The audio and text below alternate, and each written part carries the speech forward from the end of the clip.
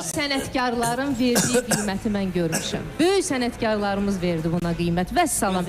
İstər musiqiçilər, istər ifaçılar, böyük sənətkarların verdiyi qiyməti gördüm. Hətta götürüb bunu çalmışlar da, ifa eləmişlər də. İnstrumentalistlər. Burada nə çalmalı, nə var ki? Sənin sənətində göz önündədir, səni illərdir tanıyırıq. Rasimə xanımı da gözəl tanıyırıq. Hər ikiniz dəyərli sənətçilər, dəyərli qonaqlarım, dəyərli insanlarsınız. Hər ikiniz xalqın sevdiyi ziyalı insanlarsınız.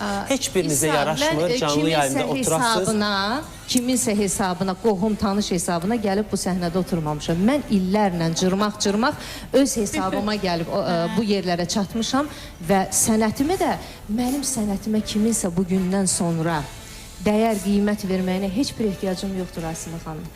Anlayışınız o qədərdir də.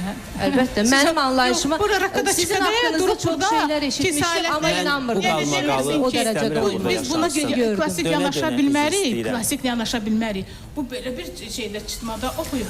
Oldu da Rasimə xanım, gözəl alınıb, pis alınmır. Yox, mən demirəm.